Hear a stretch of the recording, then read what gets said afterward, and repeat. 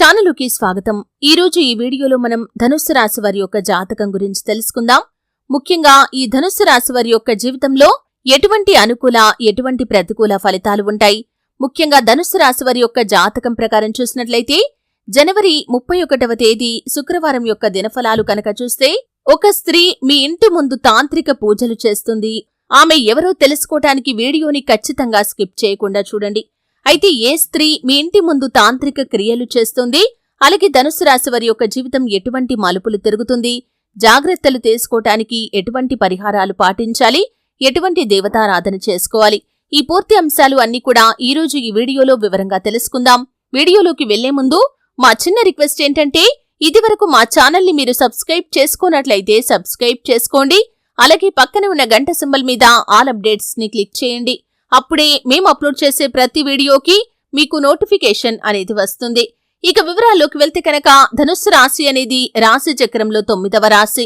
మూలా నక్షత్రంలోని 1, 2, 3, 4 పాదాలు, పూర్వాషాఢ నక్షత్రంలోని 1, 2, 3, 4 పాదాలు, ఉత్తరాషాఢ నక్షత్రంలోని 1వ పాదంలో జన్మించిన వ్యక్తులు ధనుస్సు రాశిగా వ్యవహరించబడతారు।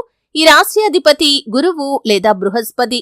ధనుస్సు రాశి వారి యొక్క వ్యక్తిత్వాన్ని మనం గమనిస్తే స్వయం ప్రతిపత్తి అధికంగా ఉంటుంది, అలాగే స్వయంగా ప్రతిభను కలిగి ఉండటం మాత్రమే కాకుండా ఇతరుల ప్రతిభను కూడా గుర్తించగలుగుతారు, అలాగే ఆత్మ గౌరవం కూడా వీరికి ఎక్కువగా ఉంటుంది। సొంత విషయాల్లో ఇతరులు జోక్యం చేసుకుంటే అస్సలు తట్టుకోలేరు।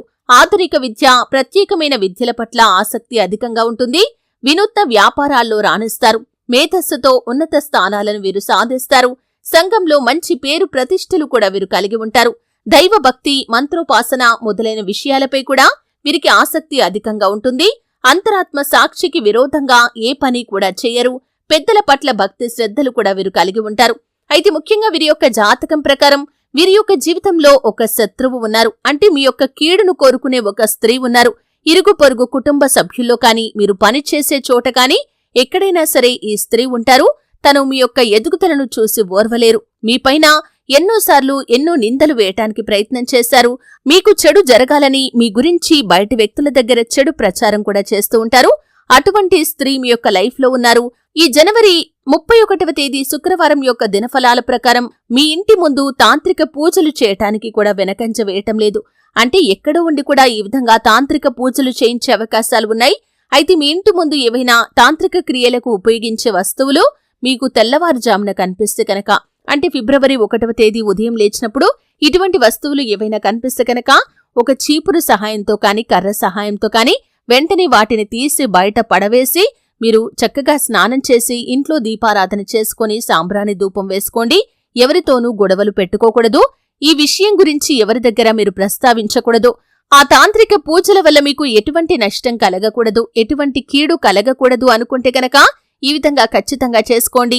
ఇంటి ప్రధాన ద్వారానికి మీరు కుడివైపుగా ఒక ఉప్పు మూటను వేలాడదీయండి, అంటే ఎరుపు రంగు వస్త్రంలో కాస్తంత గల్లలో ఉప్పు వేసి దాన్ని మూటలాగా కట్టేసి మీ ఇంటి ప్రధాన ద్వారానికి కుడివైపుగా వేలాడదీయండి।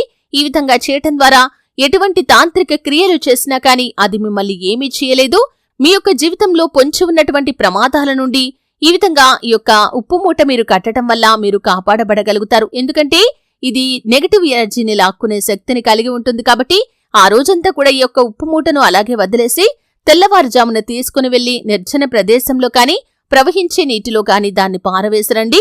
వచ్చాక చక్కగా స్నానం చేసుకుని మళ్లీ దీపారాధన చేసుకోండి, ఎందుకంటే ఈ విధంగా మీరు చేయటం ద్వారా నెగటివ్ ఎనర్జీ మీ ఇంట్లోకి కాని, మీ యొక్క జీవితంలోకి కాని రాకుండా అది బయటకు వెళ్లిపోతుంది। బయటకు వెళ్లే సమయంలో 2 లవంగాలను ఒక చిన్న పేపర్లో మడత పెట్టేసి మీరు జేబులో కాని, పర్సులో కాని పెట్టుకొని వెళ్ళండి। ఈ విధంగా చేయటం ద్వారా కూడా నెగటివ్ ఎనర్జీ అనేది మిమ్మల్ని ఏమీ చేయలేదు। ఇటువంటి కొన్ని జాగ్రత్తలు తీసుకోవటం ద్వారా నెగటివ్ ఎనర్జీ ప్రభావం నుండి మీరు బయటపడగలుగుతారు। అలాగే ఎవరితో ఎంతవరకు క్లోజ్ గా ఉండాలి, అలాగే ఎవరితో ఎంతవరకు క్లోజ్ గా ఉండకూడదు అనే విషయంపై మీకు పూర్తి క్లారిటీ ఉండాలి। అంటే ఎవరికి పడితే వారికి మీ పర్సనల్ విషయాలు చెప్పటం, అలాగే వారిని గుడ్డిగా నమ్మటం లాంటి పనులు చేయకండి। భవిష్యత్తులో వారి వల్ల మీకు ప్రమాదాలు వచ్చే పరిస్థితులు కూడా ఉంటాయి। శివారాధన తప్పనిసరిగా చేసుకోండి, హనుమాన్ చాలీసా పఠించండి, మీ ఇంట్లో శ్రీయంత్రాన్ని స్థాపించి నిత్యం పూజ చేయండి।